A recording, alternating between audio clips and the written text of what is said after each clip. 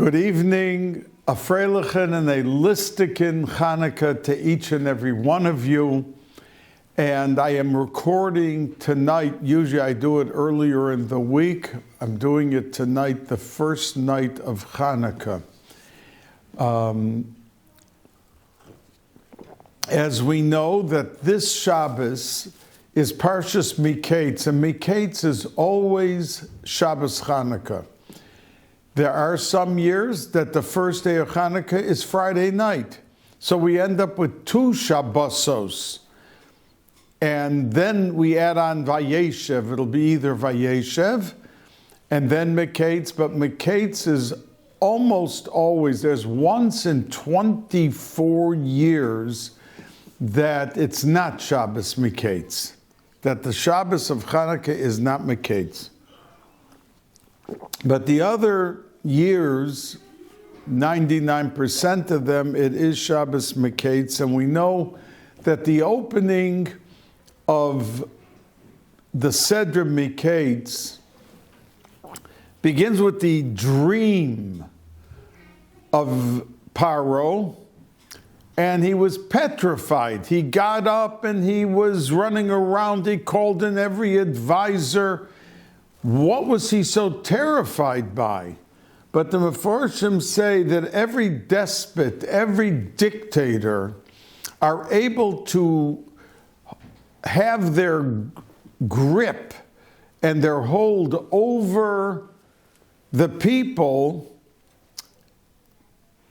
by the force and the energy that comes out. And they are able, like Stalin, Yamach Shemo v'Zichro, was able to grind into the ground almost 200 million people because he was so feared. But Paro at that time may have been the most powerful leader in the world. And if not the most, certainly the second most. And he woke up and he was in a frenzy because he saw that the fat cows were being devoured by the thin cows. And that represented to him the multitudes were being devastated by the less powerful, and they were being overrun. And that's why he panicked so. Now, I have to go back to last week's Sedra because the story of this week's Sedra is tied and linked to the end of last Sedra. There were 4 words said that revolutionized the entire world. And not only then, but forever. And what were those 4 words? Yosef HaTzadik, because he had asked the butler, there was a story of a butler and a baker, and they were ministerial level cabinet members of Paro's inner sanctum, and they upset Paro and he put him into jail. And Yosef had been in jail for quite some time. He was in jail for a total of 12 years. But he was supposed to be there for 10 years and ended up in jail for 12 because he asked the butler to remember him. Because you see, the two had a dream. And they looked very dejected and depressed and were sitting at the inside the prison. They had been put by Paro, something bothered him, and he threw them into prison.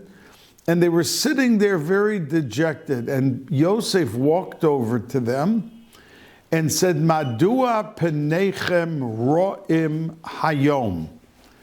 Why are you so sad? Why are you so dejected? Why are you so depressed? And they answered him and said, we had a dream and we don't know what it means.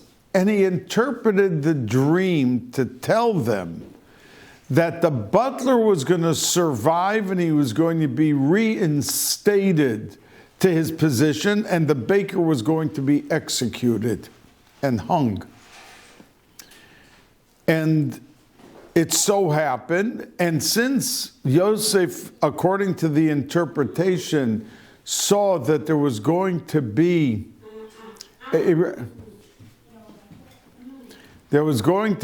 reinstatement of the butler, he asked the butler, "Remember me," and he said it twice, to Paro. In other words, put in a good word to get me out of here. And because he put his trust into the butler, he had to stay in jail 2 more years. Now, Paro was asking everyone, what do you think's going to be? What's this dream that I had?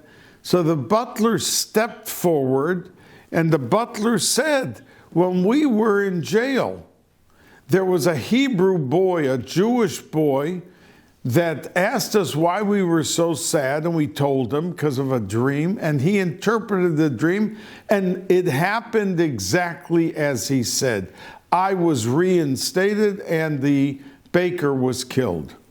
So Paro heard that. He jumped and said, "Quickly get the boy here." They gave him a haircut, and they washed him and put on new clothes, and they brought him before Paro. And he interpreted the dream, and he gave advice to Paro also what to do, even though he was not asked for advice. He was only asked to interpret.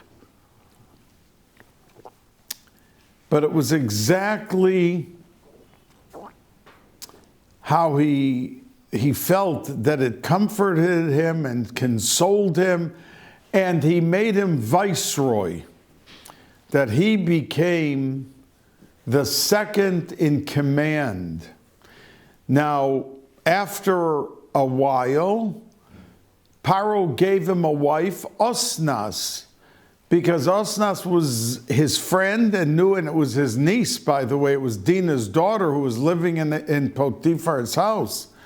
And she became his wife, and they had 2 children, Menashe and Ephraim. Now, Menashe, he was called Menashe, and the pasuk tells us why. Because I forgot the word. Nashani means to forget. I forgot my father's house and my whole past history, and that's why I named him Menashe. Now, anyone would ask, Yosef loved his father. Yosef never forgot his father. So why does the pasuk say to us that he forgot his father? And that's why he called his son Menashe. But Mefarshim say that, of course, the Kedusha, the Tahara, the tremendous learning, he never forgot. And he lived with it, and that's what kept him on his position. The Medrash says in this week's Sedra that he was so handsome that the girls used to line up in the streets just to take a glimpse at him. And they threw flowers and jewelry to get his attention, that maybe he would be willing to talk to them, to anything because of his looks.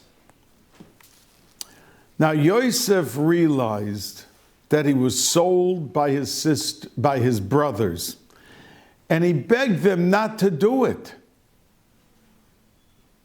Because the pasuk in this week's Sedra says that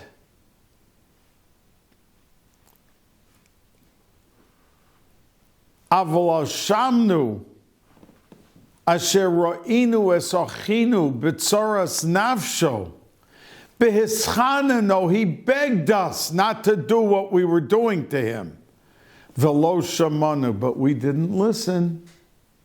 Al kain ba'a aleinu hatzara hazos, Because in the parsha you see how Shimon was put into jail, and as soon as they said, we came down just to get some food.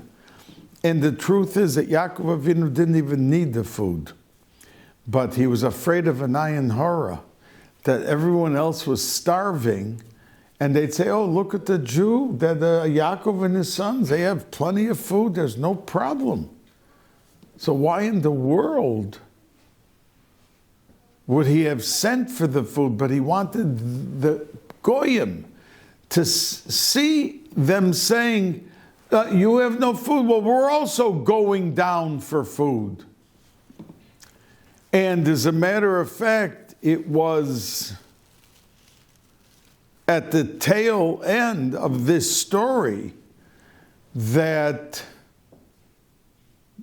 Yaakov Avinu told them, take ma'at tzariu, ma'at devash, botnim ushkedim, take a little bit of honey and a little bit. I mean, do you think that Yosef would be impressed with a quarter of a jar of honey that they were bringing him? But the answer is, if you go to Eretz Yisrael, one of the biggest tzaddikim and maybe the only Tana that's buried in Yerushalayim at the foot of Har HaZeisim, Mount Olives, is Shimon HaTzadik. And he was from the leftover of the Anshe Knesset Gdola, and above his kever, if you're standing in front of his kever saying Tillim, but you look up at the wall above his kever, you will see that there is a pasuk from this week's Sedra that's on the wall in big letters. One pasuk. And what is that pasuk? That pasuk is this pasuk that talks about the ma'at sori, ma'at devash, botnim ushked, all these things that we just said were so insignificant. Why in the world would Yaakov Avinu have said that type of ingredients to bring as a gift? Because it was a joke to bring Paro such a gift.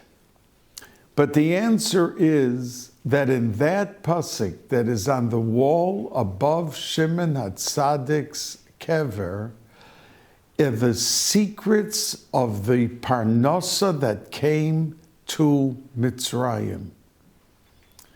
And the tzivui of Yaakov Avinu to his kids was, do this and do that, and take this and take that. And the children didn't question, but they wondered why this and why such insignificant. They had no gold, no silver, no. And if you look at the pasuk above Shimon HaTzadik's kever, you will see some of the letters are large. Not the whole word, but a letter here and a letter there, like around 12 or 14 of those letters of the pasuk are enlarged. And it's the Shem of Parnasa. And Yaakov Avinu's message was that you're feeding the world, and it should continue to flow and to be there. And he sent them these things which brought out the divine name of HaKadosh Baruch Hu, those big letters. And when many people want to give, when tzaddikim wanted to give a bracha to someone who didn't have parnasa or desperately needed money,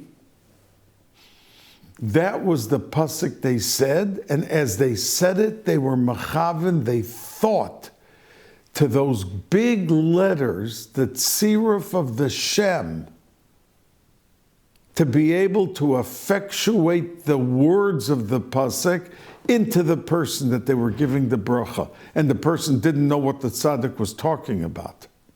But that was the secret.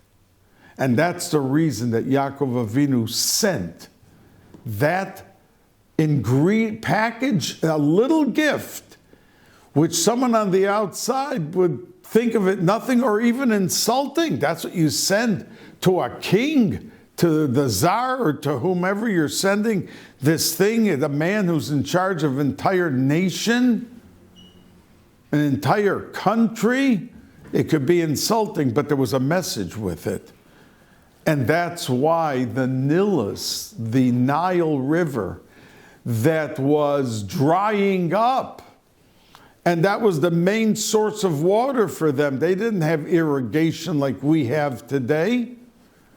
That's why the minute that he got the gift, the Nile River started to rise and to be able to overflow and feed and irrigate all of the fields where they had planted and were so desperately waiting for water.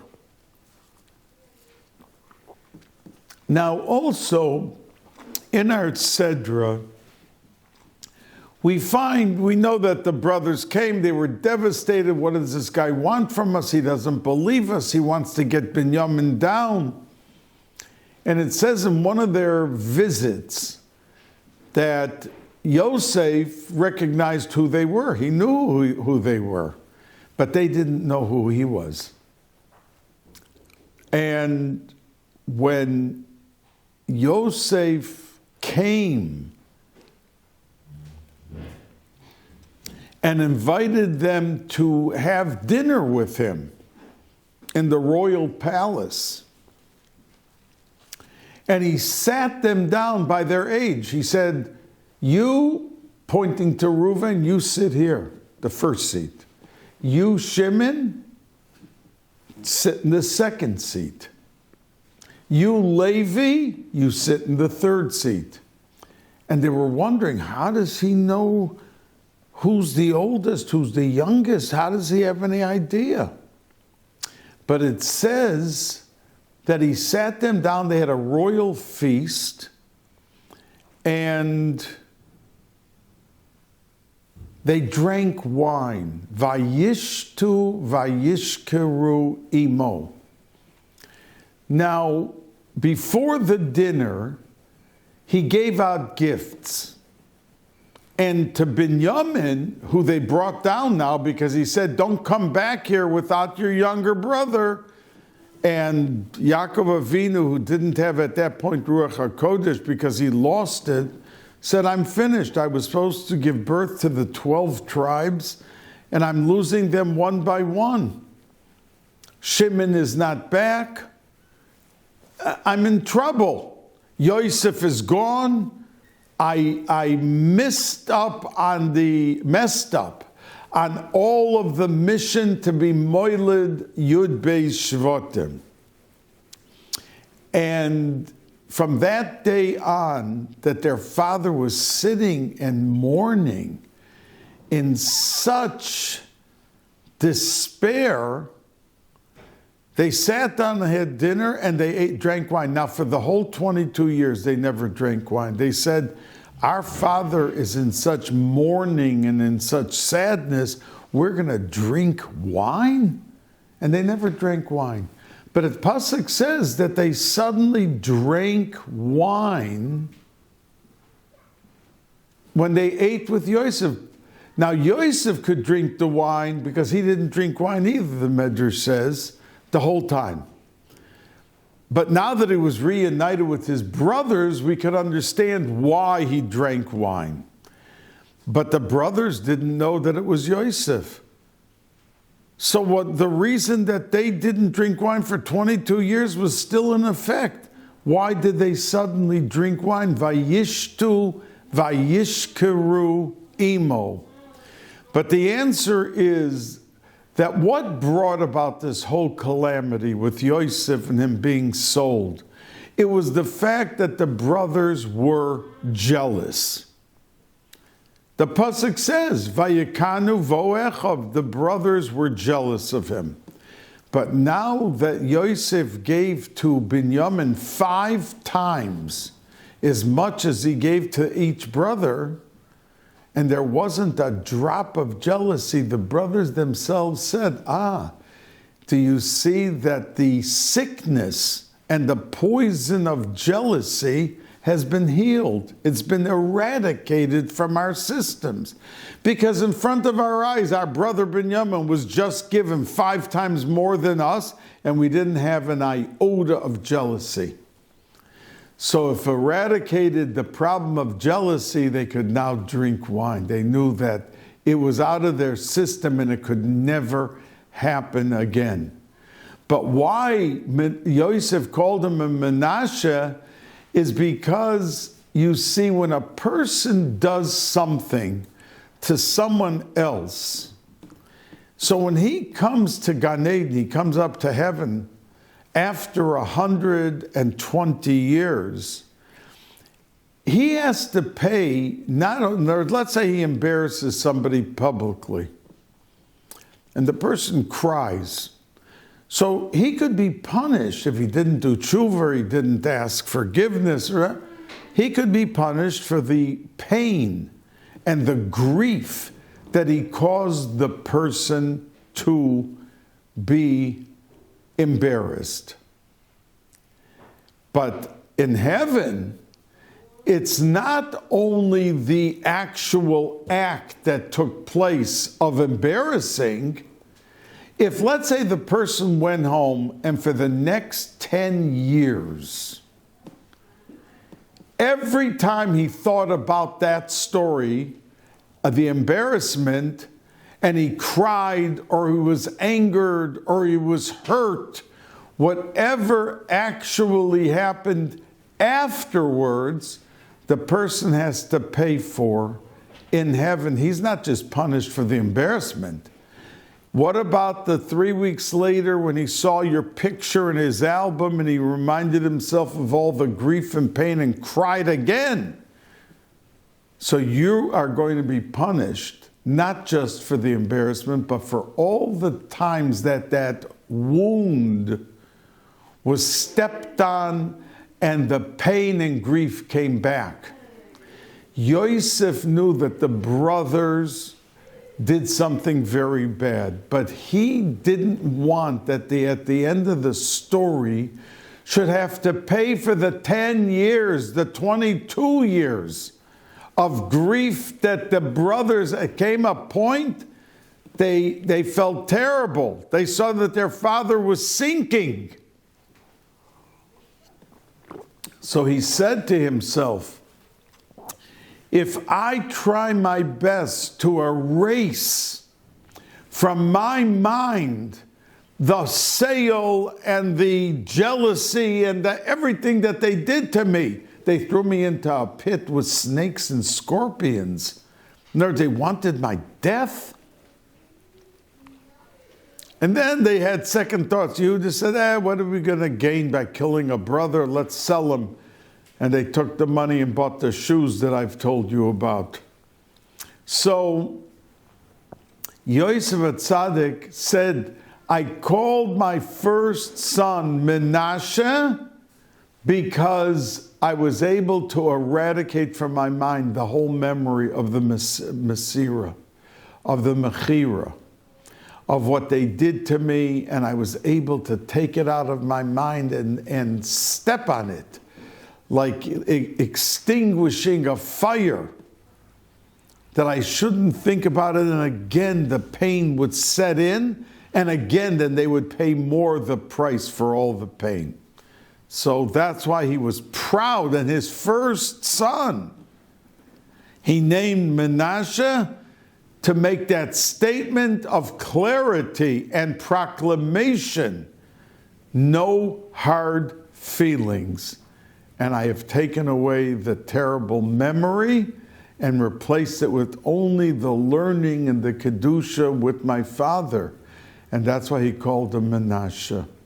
The second one he called Ephraim because that means fruitful, which brought out the tremendous things. We know that Ephraim was bigger than Menashe. And he attained higher levels of Ruchnius and Kedusha in his lifetime. And that Ephraim was allowed to go into Eretz Yisrael completely and not to be left like Menashe was left half inside and half outside. And I explained to you a few weeks ago why Menashe had to be half in Eretz Yisrael and half in Ever LaYarden.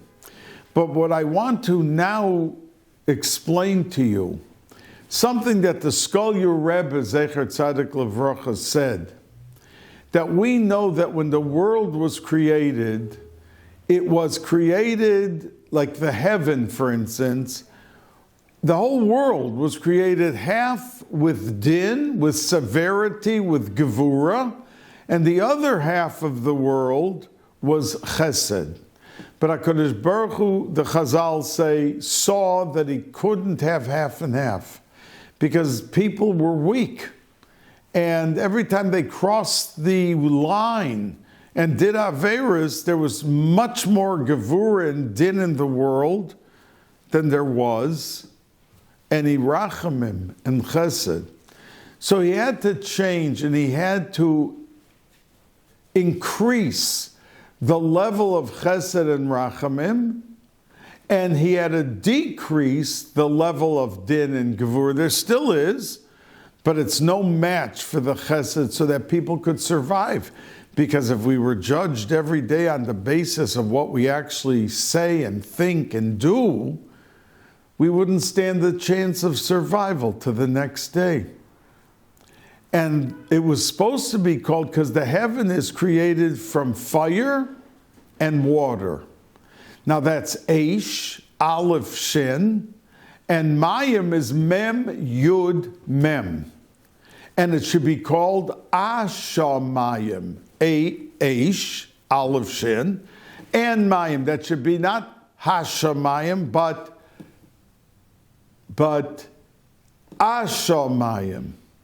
But when the world, when it was decided that it can't exist with half and half, too much din, so HaKadosh Baruch Hu had to take away the Aleph from the Aish, and it only remained the Shin with the full word Mayim, Mem, Yud, Mem.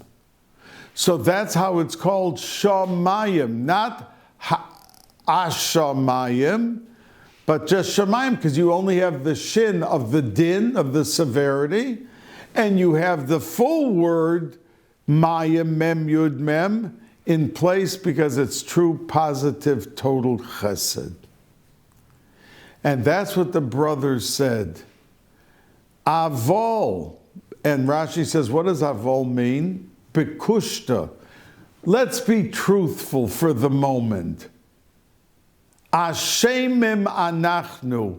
We didn't go with our brother half and half even. We went with the full din, full half din, and then also av shemim is the same word as Aish and Mayim. Ashemim, we went with the Aleph also. We went with a full dose of din against him. Ashemim anachnu, we are guilty because we used the full shin, the Aleph and shin, and we didn't call it Hashamayim, but we called it Shamayim.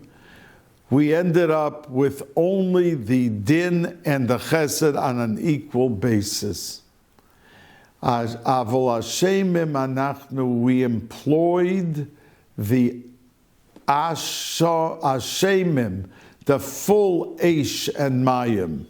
Asher ra'inu achinu, that we saw our brother, Betzoras nafsho, when he was grieved and pained and his life was on the line. Asher ra'inu achinu, Betzoras nafsho, behischaneno eleinu. He cried and he begged to us, but velo shamanu, we did not listen with any extra rachamim on him, but we stayed with the full dose of din. Al kain bo'o eleinu hatzora hazos. And that's why we are experiencing this grief and living through this terror of what's happening to us because of what we did to him. Now, the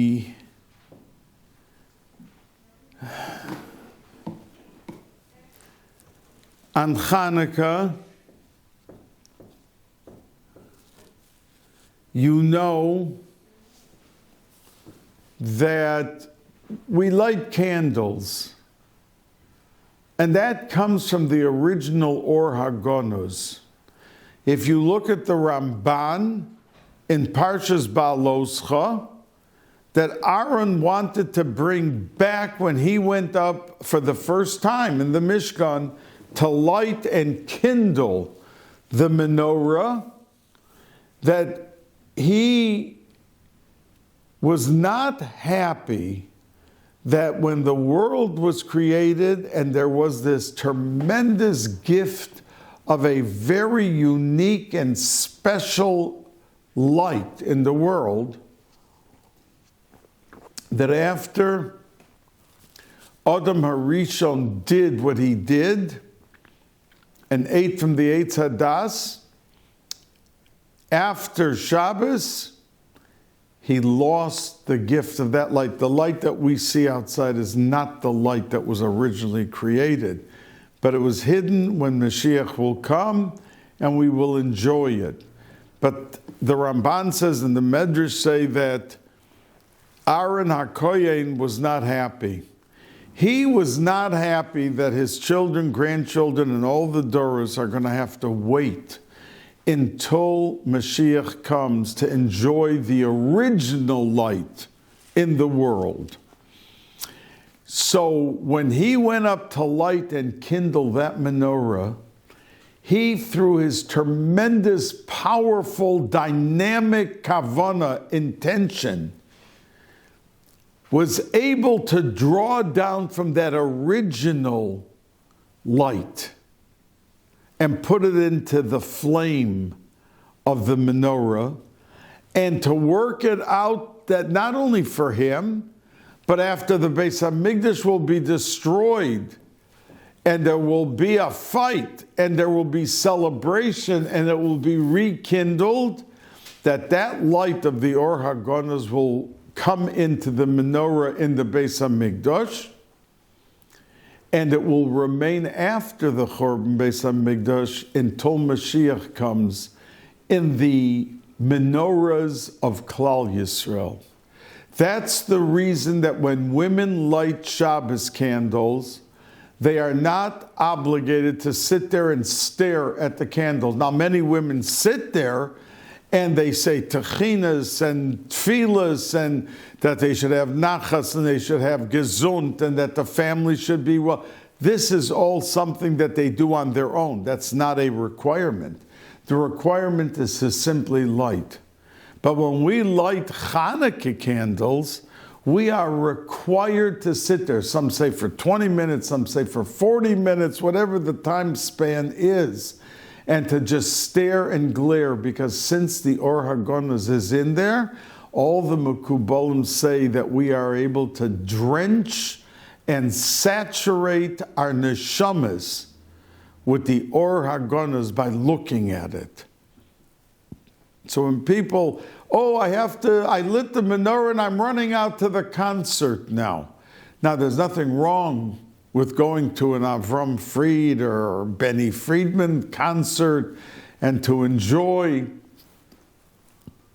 but not at the expense of giving up your opportunity to have your neshamas filled in every which way with that Or HaGonos. So to sit there for the 20 minutes or half an hour, a person must avail himself to do so, to get that spiritual gain and tremendous benefit. Now we know that Adam HaRishon enjoyed the Or HaGonos for 36 hours. The few hours before Shabbos, and then the whole 24 hours of Shabbos, and then into Motzoi Shabbos.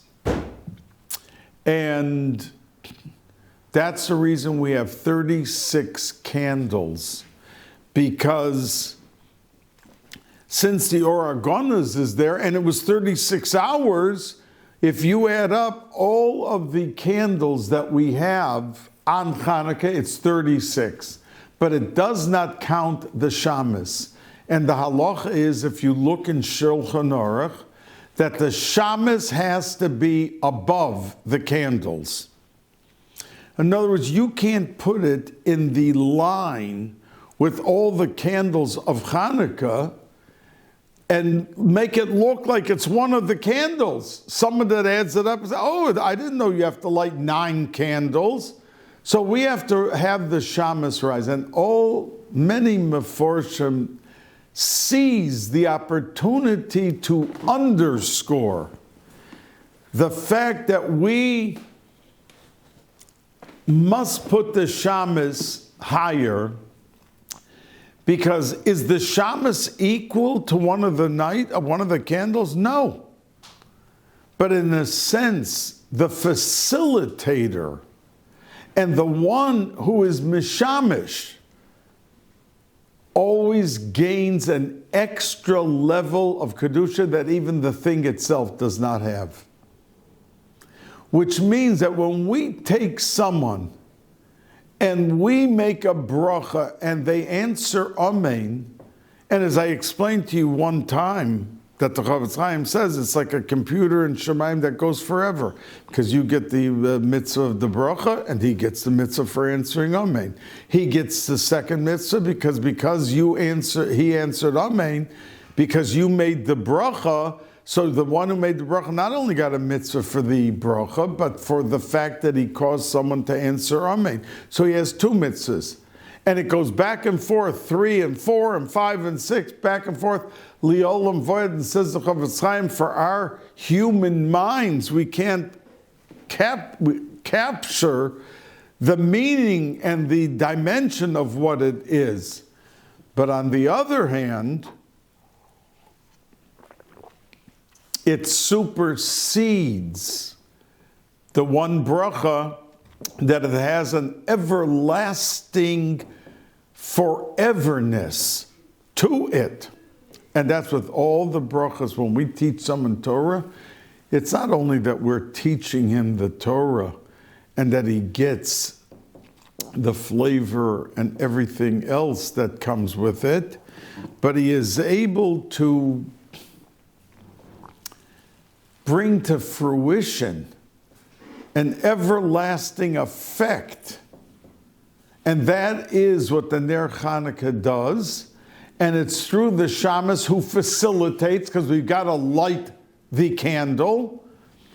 And the message to us is that all of the shamasim, the teachers in the classrooms, and the parents who bring up the beautiful children and teach them and imbue them and instill in them the richness and the greatness of Torah and the schus of the mitzvahs, they are the facilitator, and they have a chelik in everything that person does the rest of his life.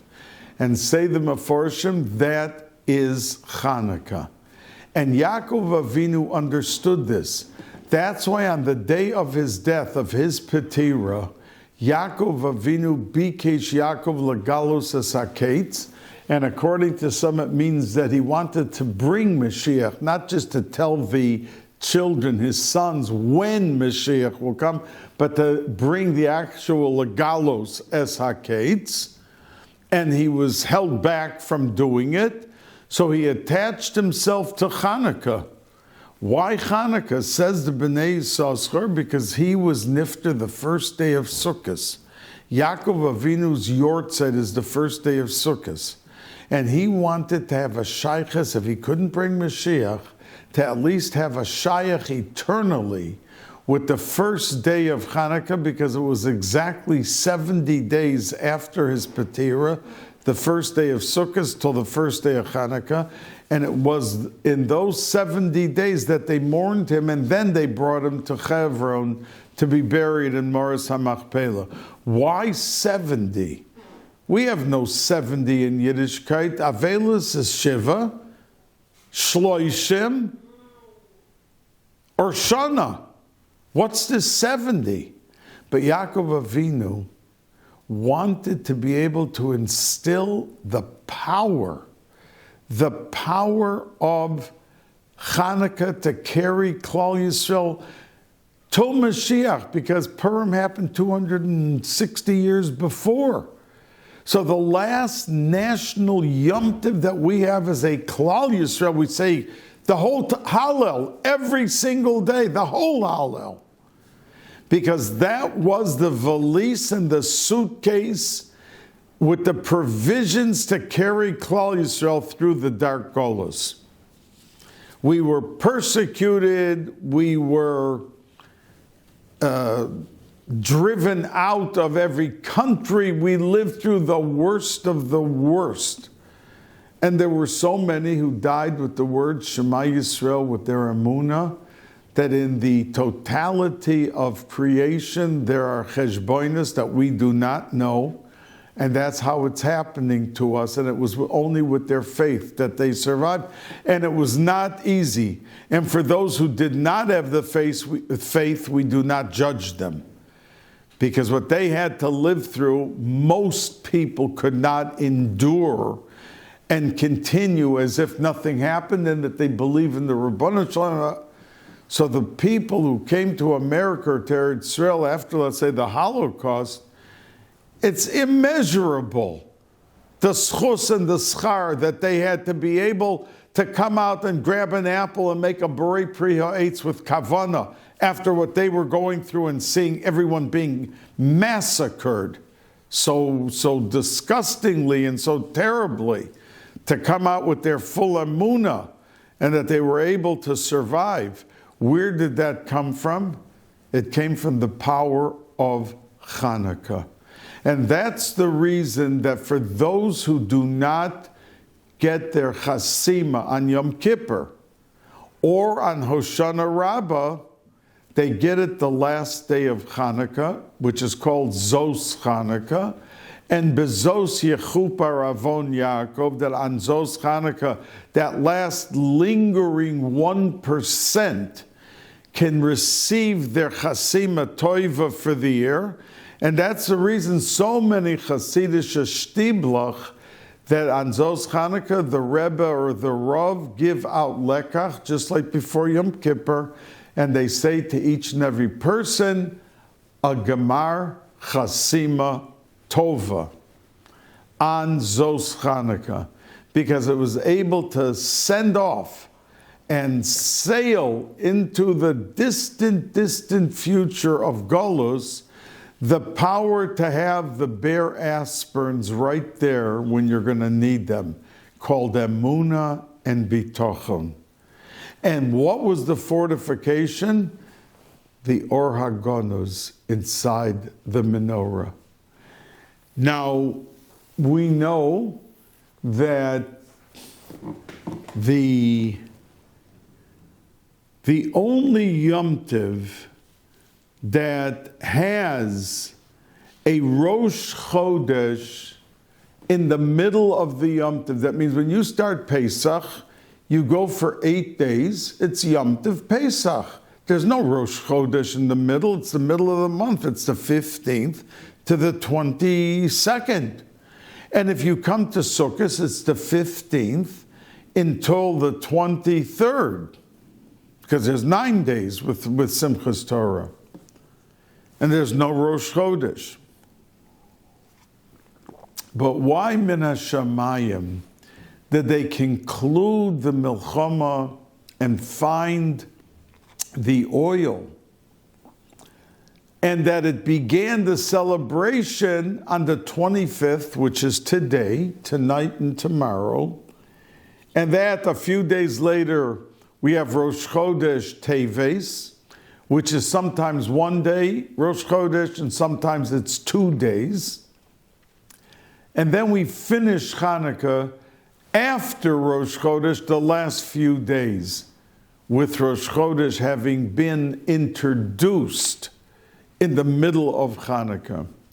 Why is it that it's only Rosh Chodesh Teves and only Chanukah that fall out in the middle of the Yom Tov of the Chag?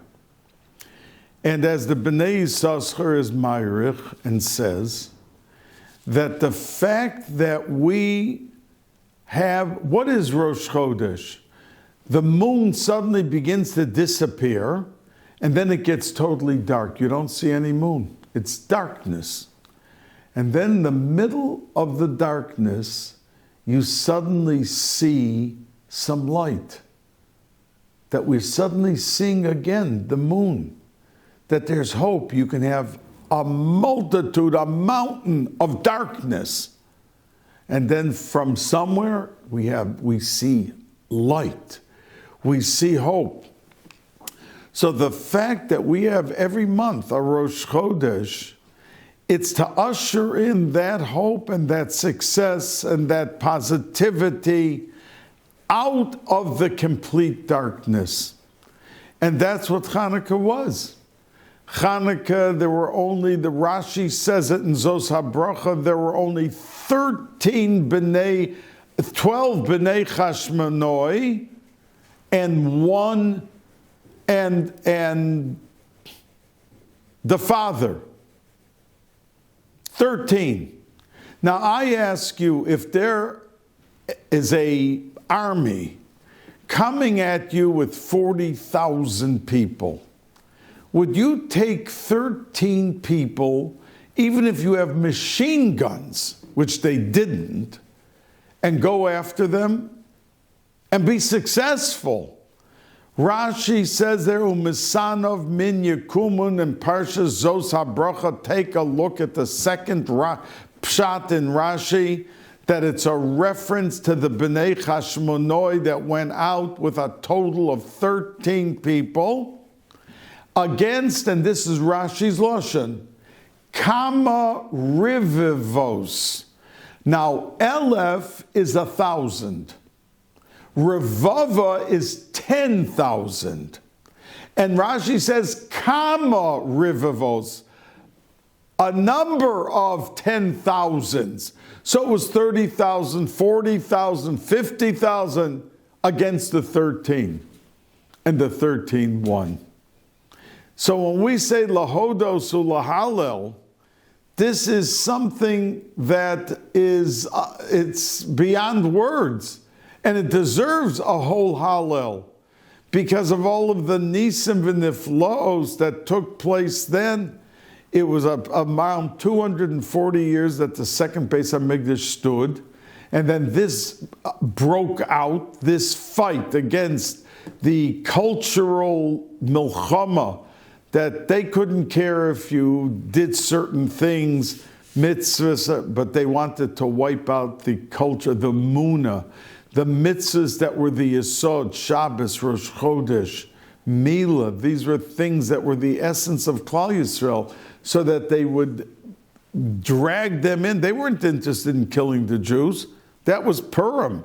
Haman wanted to kill everyone, but not Chanukah.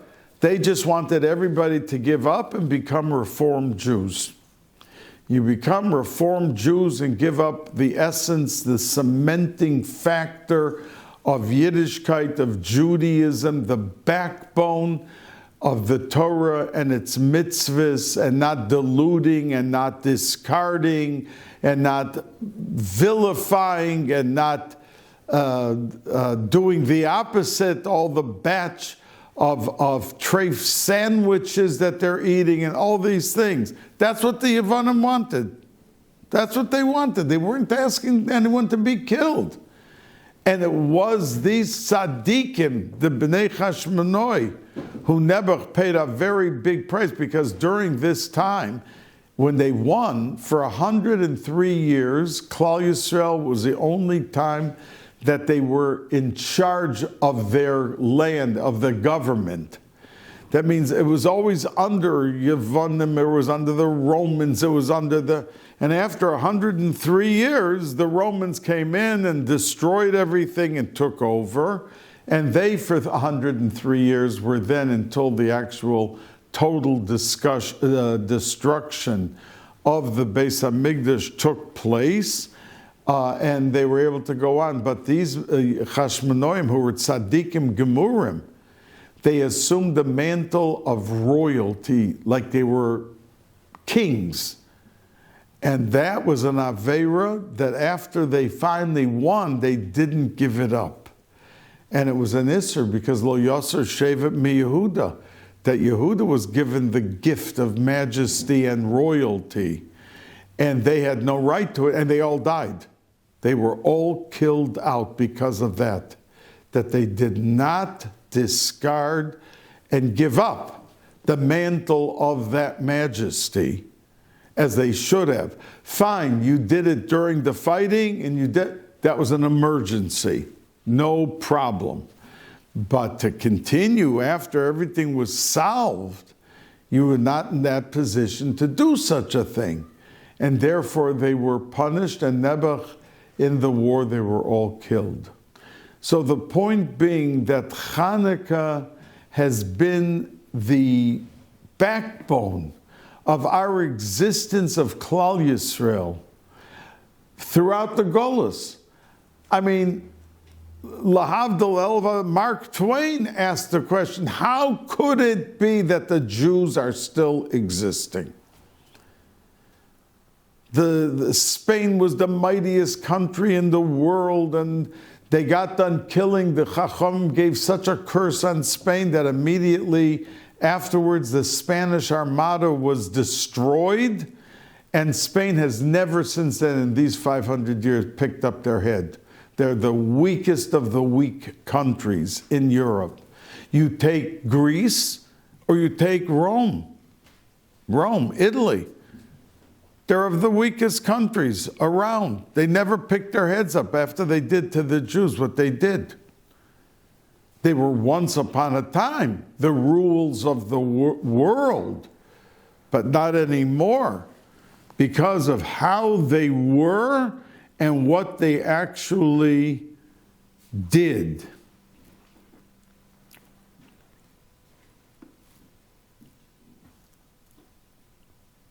Now the Bach, and you know the Bach is much of the Shulchan Aruch that we keep. He lived like 380 years ago. And his Piskei Halacha, you know, we live, our kitchens and our lives are affected by the Bach's Psak. That's why there's many people, if they did not get their Shemona Esrei for Shachris into before Chatzos, there's like a 28-minute time zone of the Bach that you could still say Shemona Esrei and be Yoitza. The Magen Avram paskins a step further, that if you're davening Shachritz and it's after Chatzos, and it's after the Zman of the Bach, and you're davening Mincha, the minyan is davening Mincha, but you had some reason, you were sick, you were by a doctor, you were getting off a plane, and you didn't daven, and you're davening Shachris now after Chatzos, after Reb Moshe Feinstein's Zman, after the Bach's Chatzos, as long as the Shemona Esrei is the same, so the Magen Avram says that you can say the Shemona Esrei and it's a b'diavad, but if you're saying it together with the Mincha Shemona Esrei, you have a schus of davening b'tzibur. And he goes even a step further, that if Shabbos morning someone is davening Shachris and the minyan is davening Musaf, and it's not the same Shemona Esrei, that if you say it at the same time, you are able to have the schus of tefillah b'tzibur. And the Bach says, why did this happen to Klal Yisrael, this whole thing? In the middle of the Beis HaMikdash, suddenly an uproar, and they had to fight to keep their Yiddishkeit. Why did it happen? And he says because they were nisrashal. The Kohanim were doing the avodah every day, but it was business as usual.